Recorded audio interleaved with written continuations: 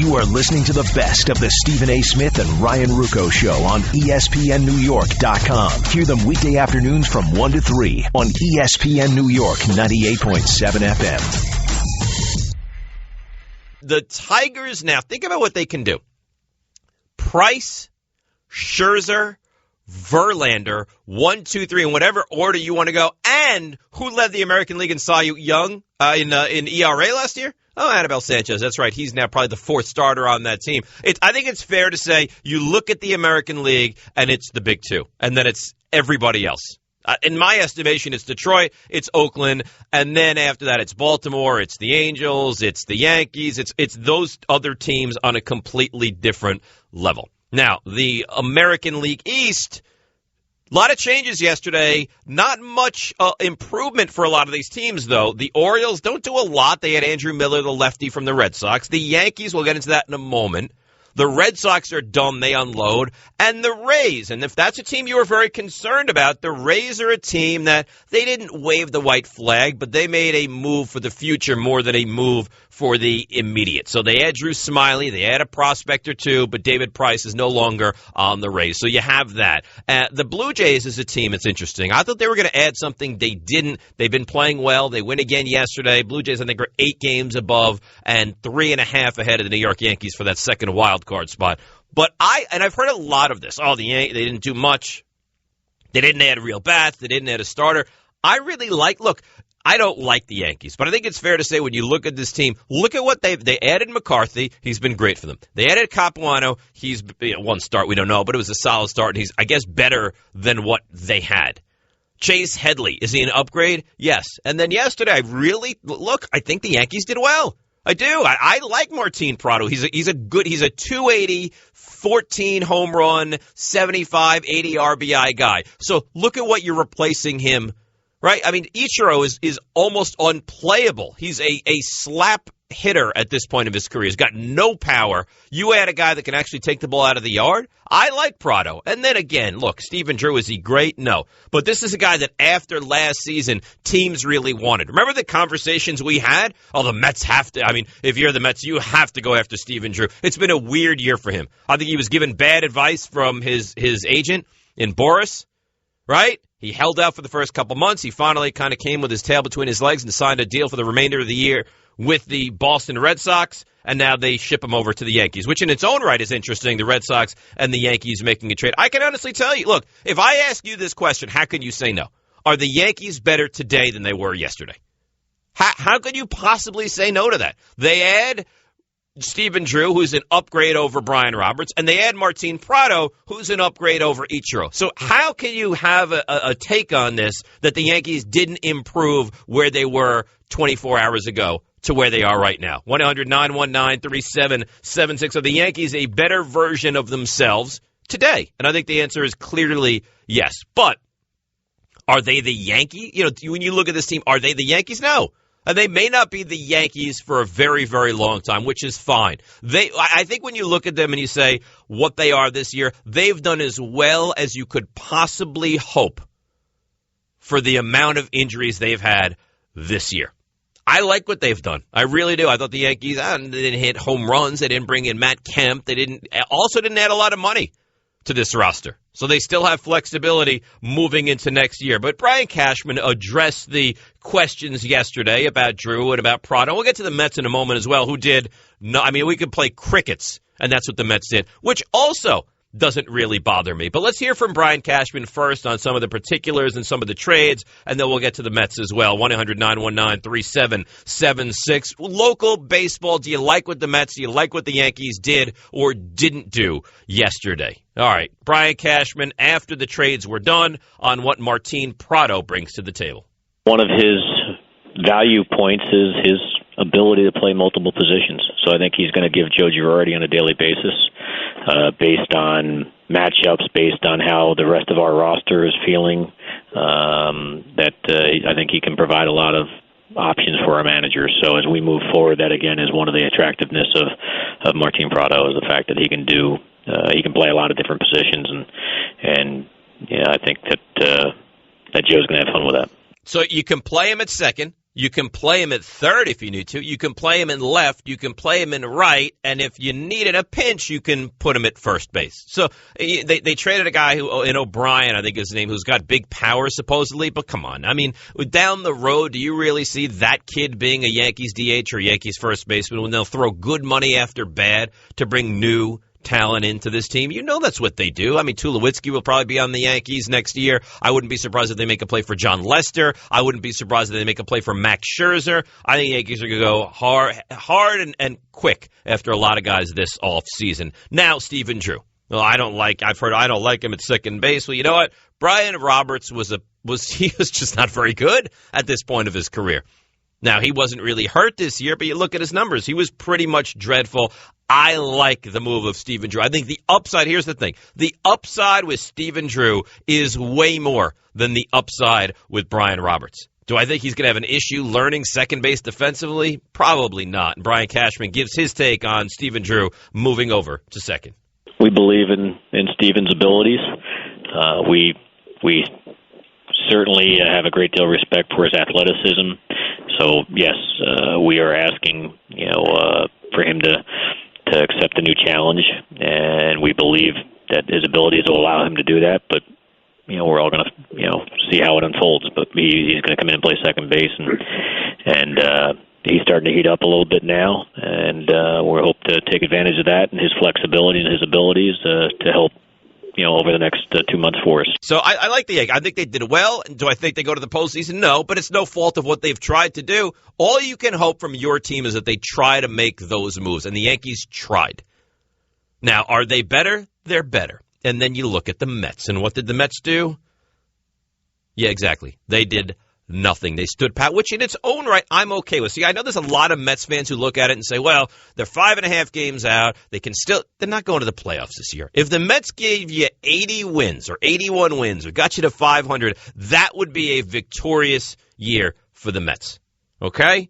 Their ace is not played. They can barely hit the baseball. That would be a big-time season from the Mets. So for me, and now, if the Mets in the offseason do nothing and don't bring in at least one big bat, if not two bats, I'll have a huge problem and I will destroy the Mets. But for yesterday, did I need that trade to be done? I spoke with Don the other day, Don LeGrec on the K Show, and he said, I want it now because I don't know that they'll do it later. Well, you know what? I don't need it now. If it means going after Tulowitzki in the offseason, fine. If it means going after Starlin Castro in the offseason, fine. If it means waiting and going after Matt Kemp, fine. I don't have an issue. I'm not in a rush that something has to be done now through the end of this baseball season. But if we get to April of 2015 and the Mets are starting someone with the likes of Chris Young, Juan Lagares, Curtis Granderson in the outfield,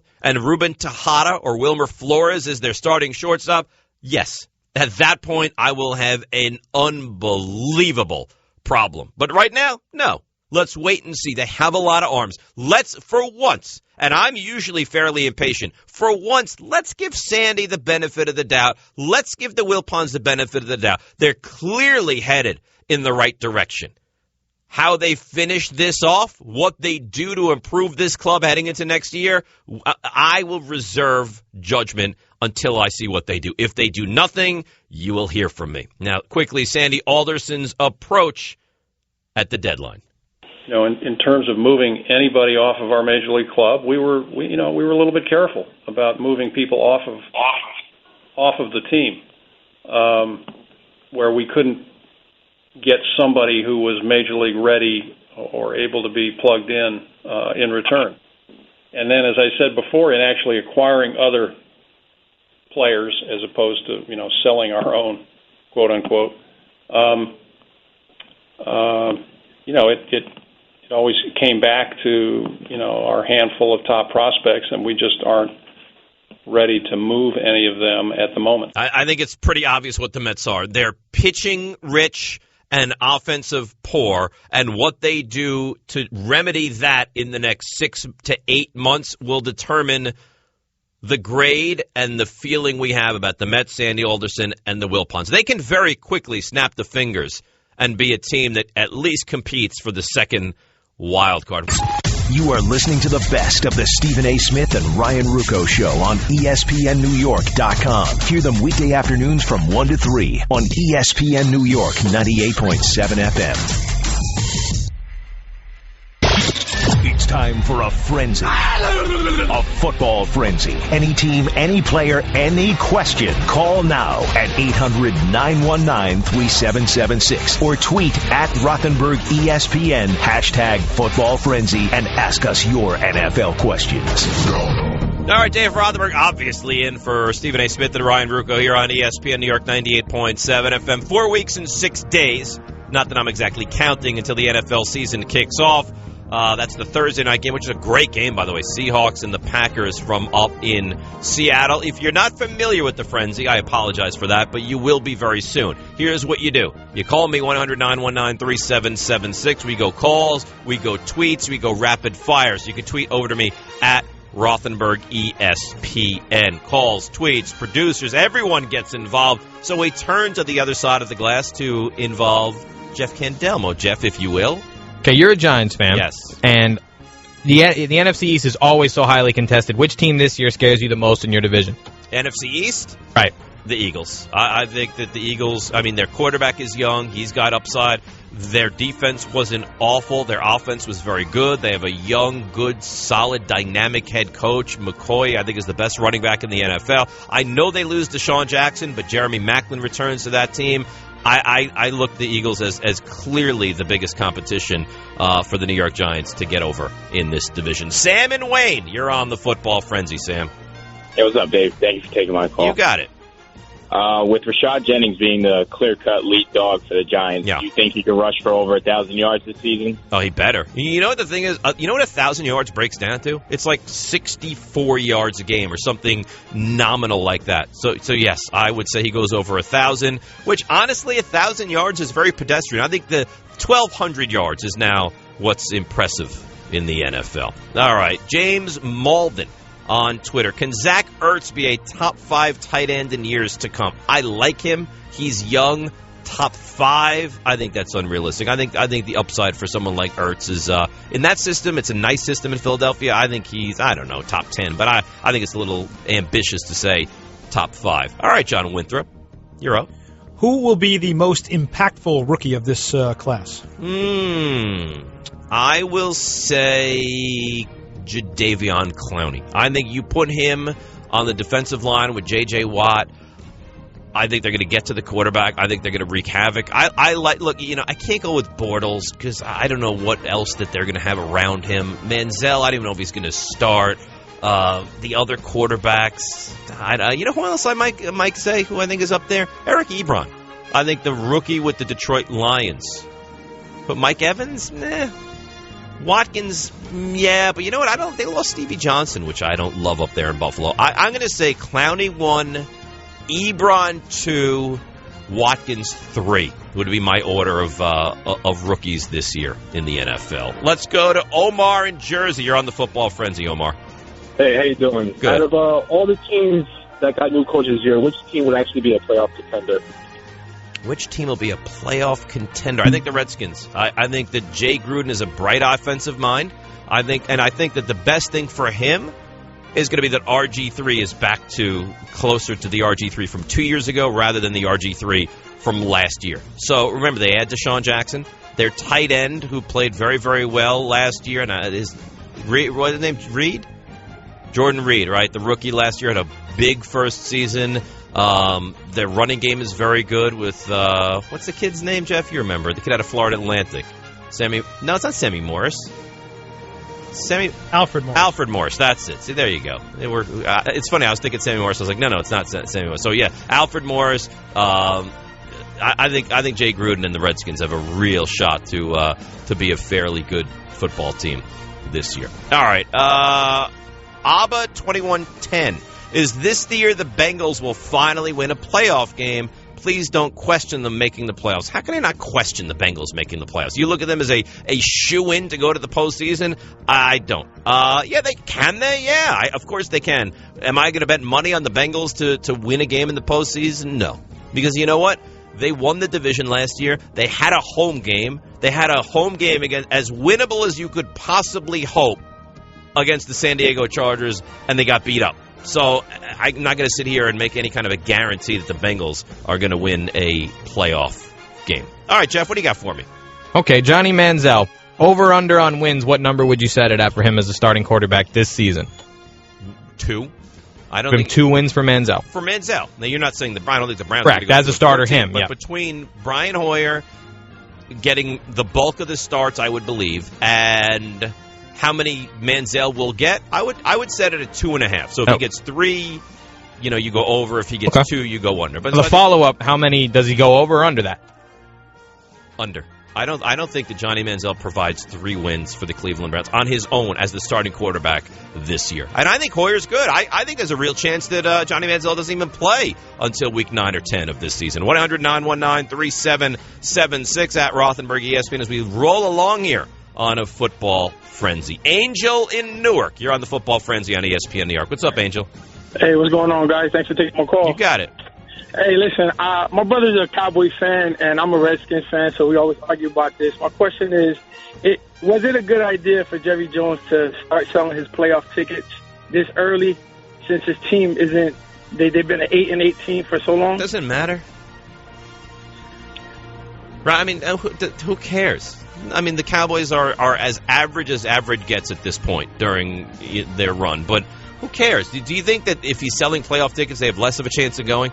Or if he doesn't sell them, they have more of a chance of going? Honestly, it makes absolutely no difference. All right, here's a good question. We'll stick with the Cowboys. MSONDEY, whatever that means. Does Jason Garrett still have the Cowboys job after this year? I think he's got to make the playoffs. I don't think they'll make the playoffs. A big answer for that is no. I think that Garrett is unemployed at the end of the season. All right, John, where you got? Alshon Jeffrey or Brandon Marshall? Who's going to be the Bears' best receiver? Brandon Marshall. Brandon Marshall's a better receiver. Now, if you factor touchdowns into that, I may change because Jeffrey's a big target in the red zone. But Brandon Marshall's and I hate the word, he's a great receiver. He really is. Off the field, he's got issues. On the field at times, he's got issues. Production, look at the guy's numbers. I mean, you can pencil him in for, 1,300 yards and 85 receptions and 8 touchdowns. He's a great wide receiver. Dennis in Bayshore. You're on the football frenzy, Dennis. Hey, what's going on? Thank you for taking my call. You got it, my man.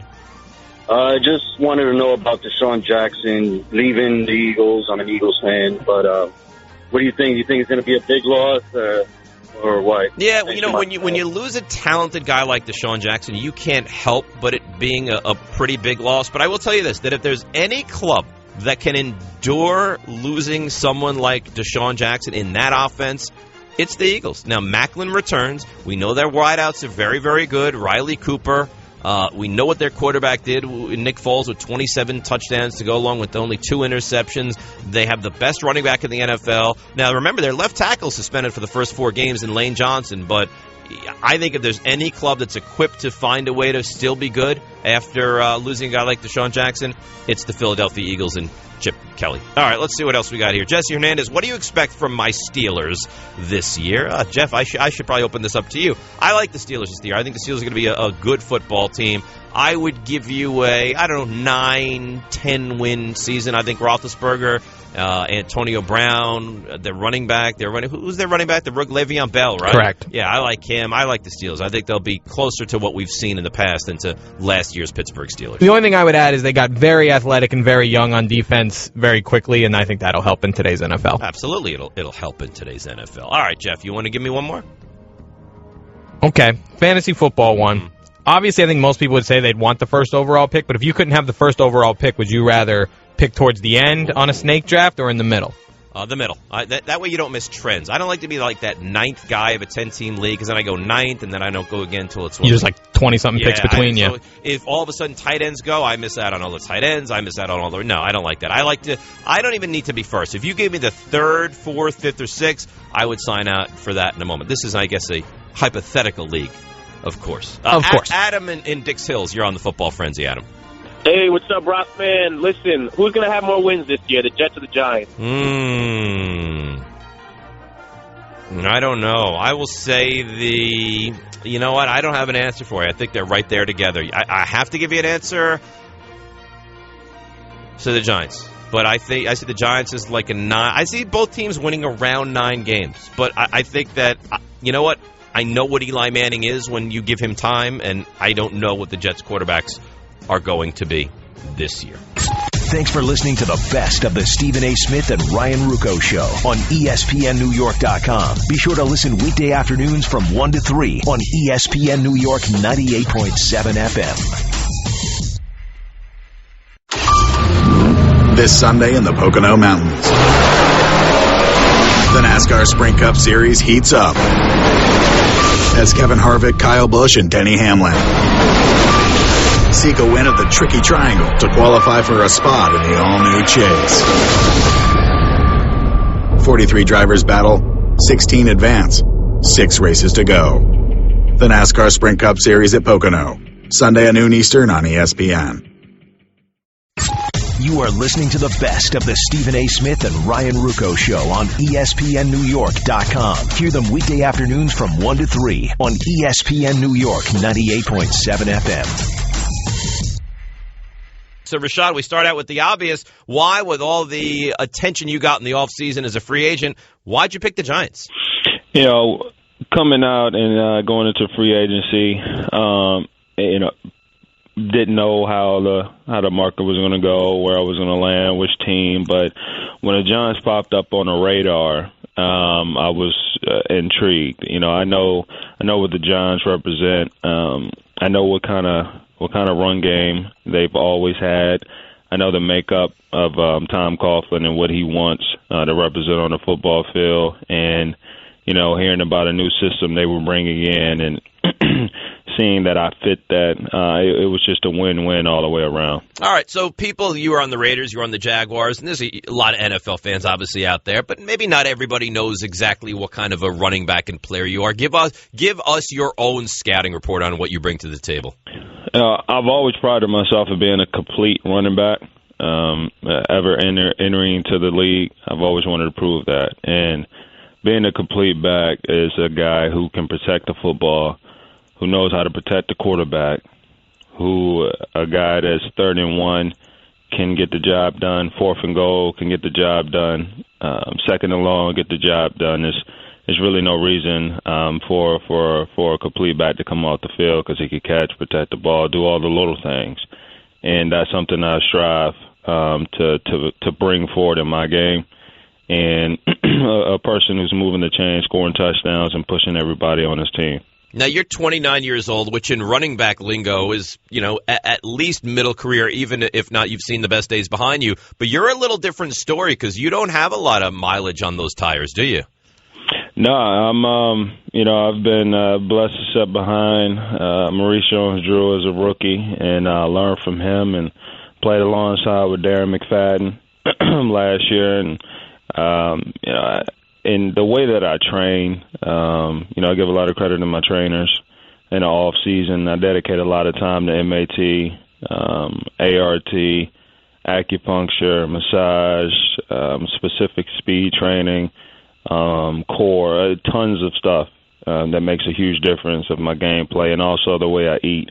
A gluten and casein-free eater, everything organic if possible, and also sleep in a hyperbaric oxygen chamber throughout the season. Those, I'm a believer. If it works a little bit, I want a lot of it. And playing in the NFL is not an obligation. It's not a duty. Nobody's forcing me to do this. It's something I want to be great at. I want to excel, and so I make those little investments that pay off in the long run. Rashad Jennings, Giants' new running back, joining us here on ESPN New York 98.7 FM. I want to get your take on the other two guys. David Wilson, obviously, with the injuries, but let's start with the rookie out of BC. What have you seen so far in Andre Williams? I've seen a guy come in who's hungry, who wants to learn, he's humble, he can run the football. He looks like a physical back. He's going to be able to prove that coming up this Sunday. And he's a guy that as soon as he got in, he pulled me aside and kind of asked me to teach him, how to break down the film, what his eyes should be looking at the point of attack on certain runs. So I've seen a guy who's humble and hungry. And then we move over to David Wilson, and I know you're competing with him for time, and he's a guy that would like to, be the explosive back, but obviously injuries are a huge concern. Is it hard to watch a guy who, is in your group of running back that there's uncertainty about his future health-wise?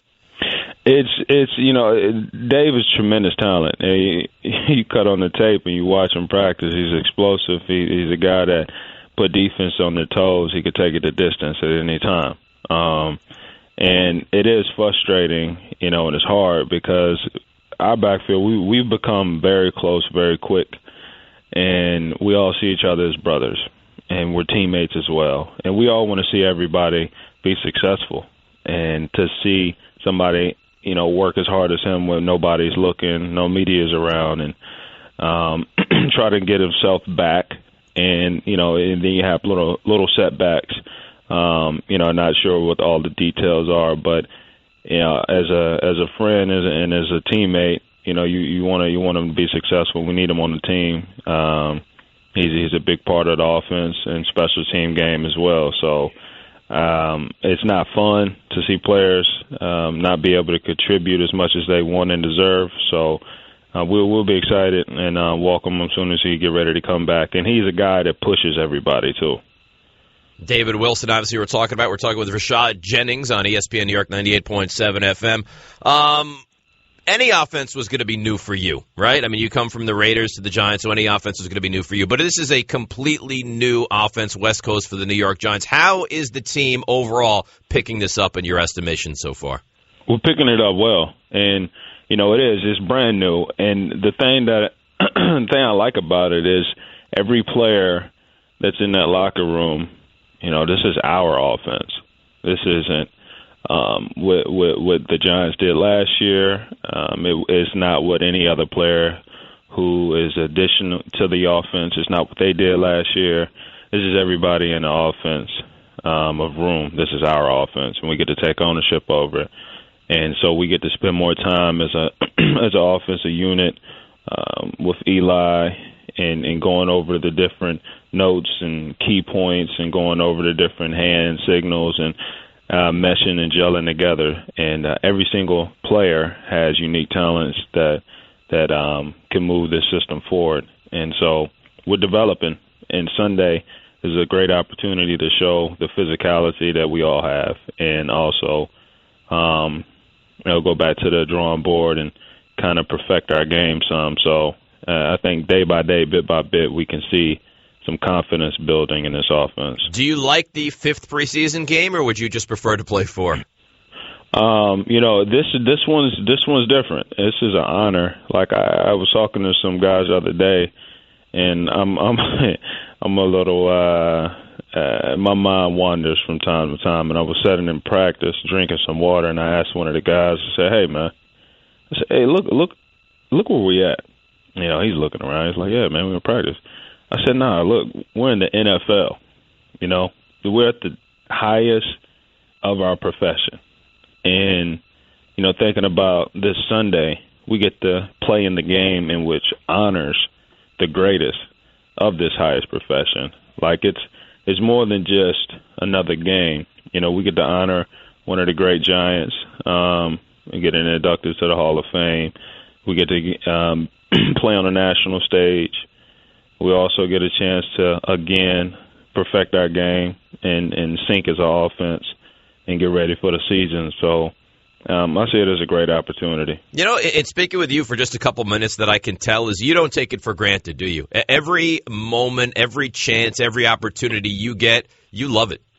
I do. I really do. There's no doubt about that. And because where I came from, nothing was given easy. Had to overcome a lot, and any amount of achievement I've accumulated is simply because of the people I've been around. I can't really take credit for much, but I do know when when the game is done for an individual, it's done, and it's no more important moment than the one we live in at this second.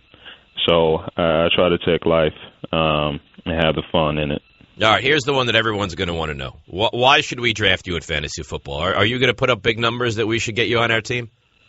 I would if I'm an owner, I definitely would pick myself up.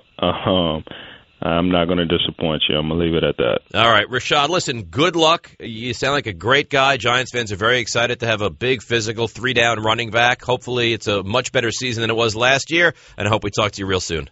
Thanks, man. I appreciate you having me on. You are listening to the best of the Stephen A. Smith and Ryan Ruocco Show on ESPNNewYork.com. Hear them weekday afternoons from 1 to 3 on ESPN New York 98.7 FM. This Sunday in the Pocono Mountains, the NASCAR Sprint Cup Series heats up as Kevin Harvick, Kyle Busch, and Denny Hamlin seek a win of the Tricky Triangle to qualify for a spot in the all-new Chase. 43 drivers battle, 16 advance, 6 races to go. The NASCAR Sprint Cup Series at Pocono, Sunday at noon Eastern on ESPN. You are listening to the best of the Stephen A. Smith and Ryan Ruocco Show on ESPNNewYork.com. Hear them weekday afternoons from 1 to 3 on ESPN New York 98.7 FM. Now, I guess I know you well enough that I could ask you this question, but I said, if you were to make it into the Pro Football Hall of Fame, can I give your opening speech? And you said? Yeah, of course. Absolutely. So that's like that will go on my resume. Like if you make it into the hall, I'm the guy. So I don't want you going back and say, oh well, you know what, I didn't expect to make it. My son is now gonna. I mean, it's me. Yeah, it is. It's 100% you. Considering that I've never actually been on the ballot and I've been retired for 14 years now. Right. I think you start preparing that thing because you never know. I mean, you never know. But you go ahead and keep preparing, and I'll let you know if it happens. Well, I appreciate that greatly. I know how you've been because I hosted with you last night. But let's get into a little NFL, and obviously the Giants start on Sunday. What is your outlook on the Giants now? Do you look at them as they can win the division? Are they a 500 team? Are there big concerns for you, Stink? Like, where do you sit when you look at the 2014 New York Giants? Well, I think first and foremost, you look at that division, there's question marks across the board with that division. I mean, obviously Philadelphia won that last year, but, it's the second year of Chip Kelly's offensive system. And so, just go back to Wildcat, when the Wildcat was really popular and nobody could stop it. And then the next year, everybody kind of game planned for it, and defensive coordinators went out to colleges to try to figure out, okay, how do you guys defend this? And then it just became kind of passe. And then a couple of years ago, it was the read option stuff. And although it's still used to some degree, not nearly as much. And defensive coordinators kind of figured that out as well a little bit. And so now, what Chip Kelly has been doing, we'll have to see. Obviously, there's a ton of talent there on the offensive side of the ball, but that's a really interesting, really interesting football team. But everybody has their issues that they're having. Obviously, the Giants are coming off, a dismal season with Eli Manning, ton of sacks, ton of interceptions, completely changing the offense. New coordinator and McAdoo out there going to run that West Coast system, brings it over from the Green Bay Packers. So there are question marks there. Complete overhaul in Washington from not only a personnel standpoint, but from an offensive perspective with Jay Gruden coming in. So, there's question marks, and the Dallas Cowboys, are the Dallas Cowboys. I would say they're the bottom dwellers, but I would say that any one of the three teams, whether it be the Giants, Washington, Philadelphia, have a chance to win that division. It's going to be very competitive. I'd give the edge to Philadelphia, but you just never know. There's a ton of question marks there. I think that there are a lot of question marks in the division. I think the Giants have a lot as well. How difficult is it to learn and produce immediately with the new offense like the Giants are going to do? Eli Manning has had the same guys running the show for his entire career, and now he goes West Coast. Is that a concern for Giants fans and for this team? Well, I think it's going to be a great system for him. Let me give you the pros. They've got a meager, very average offensive line. It's going to take a lot of pressure off of those guys because it's not so many 7-step drops, push the ball down the field on the deep digs and the deep crosses and all that stuff that was a part of that system that they like to throw. So you're going to be more timing, getting the ball out of your hands quickly, a lot more 3-5-step drops, which for an offensive lineman, that takes a ton of pressure off of you because you got to consistently change up what you're doing. You got to attack the line of scrimmage, kind of take the passive out of pass protection, if you will. So it'll help them in that regard. It'll help them in the play action stuff as well. So all that stuff, I think, is a really good situation for Eli. Here comes the problem. This is the rub, is that when you put a new offense in there, you're learning along with everybody else, and you're learning essentially as a quarterback what you like and what you dislike. And, you'll get plays called in the red zone, for instance, and, you'll throw a pick or something won't go well. And it takes you time. You've got to run those plays before you can say, yeah, you know what, I really liked this in the red zone, but I didn't really like this. And, I love this particular route combination in third down, but I really don't like this. And the only way you find that out is by doing it and making a few mistakes along the way. So that, to me, is kind of what you have to deal with when you're putting in a new offense. And also you're talking about offensive terminology and how you call that offense. And in the West Coast offense, just the language of the West Coast offense, it's its own language, and huddle calls are really long in many instances with formations and motions and just the play in general. So there's a lot of verbiage that you have to understand and you have to be able to spit out in the huddle, and that takes a little bit of time as well. Mark Schlereth, a.k.a. Stink, joining us here on the Lex of Route 10 hotline on ESPN New York 98.7 FM. David Wilson misses all of last year, or most of last year with the neck injury, major surgery this offseason, banged up again, reevaluation next week. Do you feel confidently that we will ever see him again in the NFL?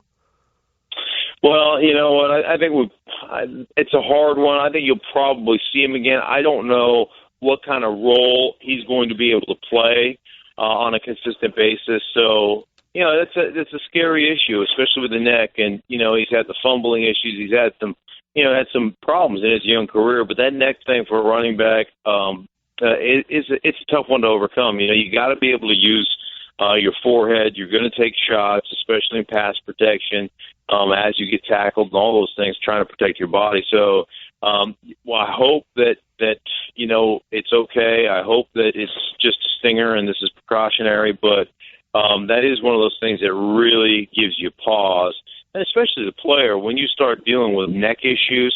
It's one of those things that really scares a guy, simply because, as you know, that's you're talking about serious life-altering issues from different than blowing out a knee or whatever. This is very serious stuff. So obviously they're going to take their time and be err on the side of caution for sure on that. But I would hope that he can come back and play. Yeah, no, I know the Giants are hopeful as well as are the fans, but you take more things into account when it's the neck, and it seems like it's that severe of an injury, especially coming off of surgery. All right, let's switch over to the New York Jets for a moment. Do you sit here, because everyone I've spoken to around this team says Geno Smith, without a doubt, will be the starting quarterback when the year gets rolling. Are you in that camp as well? Yeah, I think so. I think you brought in Mike Vick as precautionary if something happens to Geno Smith, also kind of from a mentor standpoint. But Geno Smith played pretty well the last 3 or 4 games of the season, started to grasp that offense a little bit.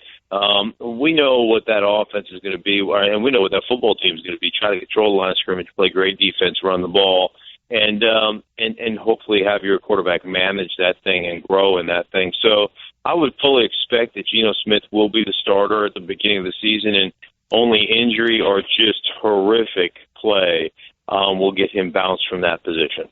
Mark Schlereth joining us here on ESPN New York 98.7 FM. You can catch him weeknights nationally, Sedano and Stink 7 to 10 Eastern. I will be with you next week as well for the entire week. You played against Michael Strahan, didn't you? Yeah, absolutely. Was he a great, and you could tell me no, was he a great two-way player? Yeah, he was an outstanding player. Obviously he became as the years went on a much better pass rusher. Mm-hmm. He was a bigger guy. He was more of a, playing over there at the left defensive end over the right tackle is where you have to be a little bit more stout and a little better from a run standpoint and all that. But obviously he's a guy that evolved into a great pass rusher. And really, I thought great at the point of attack, good run defender, good extension and all those things, and developed into, an outstanding, just a great pass rusher. So always a fan of the way he played, and him as a person was a great guy. So played the game the right way. And he's actually done a little more post NFL career than you. He's a big time celebrity at this point. Every time he gets another job, I text him and say, could you please give just a couple of opportunities for the rest of us? I mean, eventually he'd be the only analyst on television. Yeah. He'll be on every show. He's doing very, very well. Do you have a plan to get on the elliptical today at all, by the way? I have already worked out today, Dave. I might double dip though.